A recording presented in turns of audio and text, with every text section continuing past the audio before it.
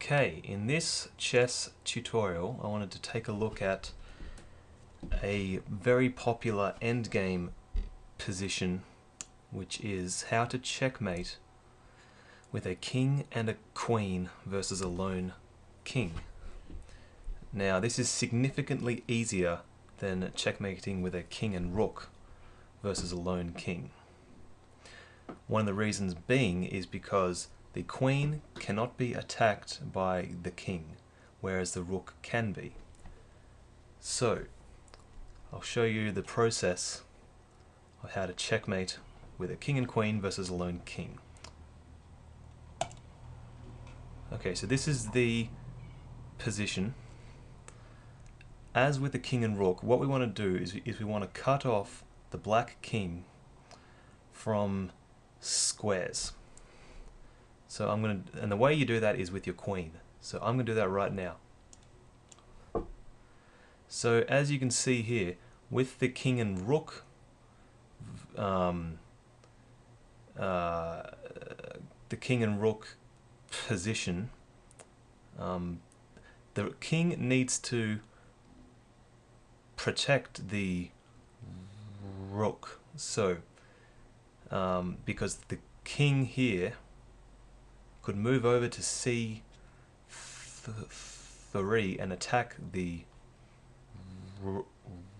rook. This is not the case with this particular position, because the black king cannot move to c3 because that is guarded by the queen. So we can therefore move in our king. And since the black king moves to e3, we then move our queen to c4. He moves down to d2. So we cut off this rank by moving our queen to b3. He moves over to e2. We cut off more room and more room. And then all we need to do is move in our king. And this is really easy. Just move it in. And now, unlike the king and rook, you don't need to move your king, say, to d3, where you need to chase the king. You can simply move your king in, and wherever the king moves, you can play mate with your queen. Okay, so let's do this again.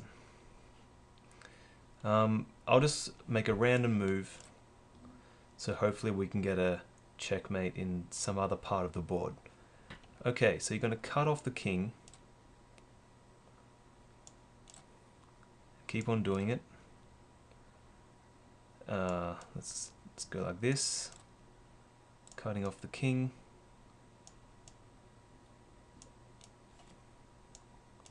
More and more.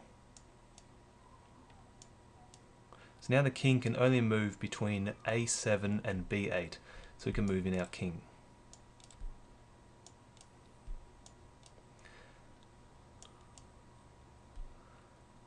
Now,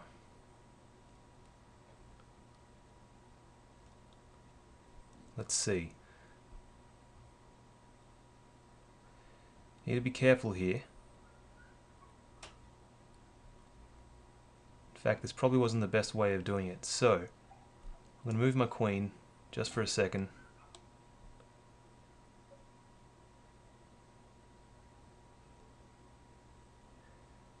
Okay, so I'm going to approach this in a slightly different way.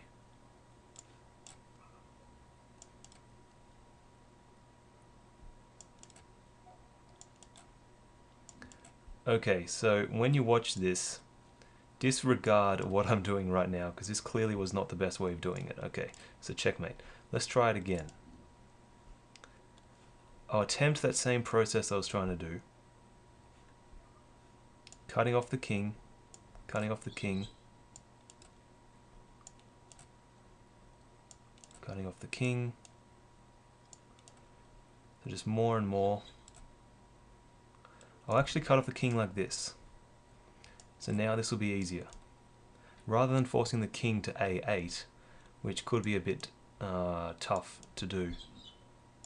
And now he's got one place to move and then mate. So once more,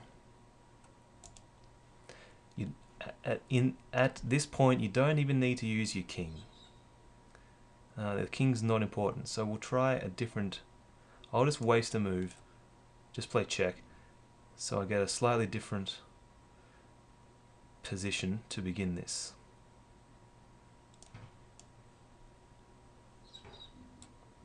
Okay, I'll force his king over to the H side, to the H file. Okay, so just keep cutting off the king,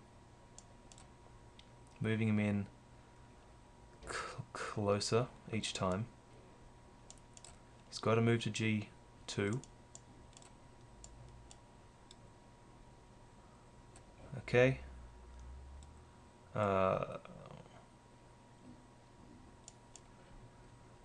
Okay. Now I'm going to bring my king in like this, and I can play mate like that. Okay, so that's basically it. It is a lot simpler than doing a checkmate with a king and rook versus a lone king.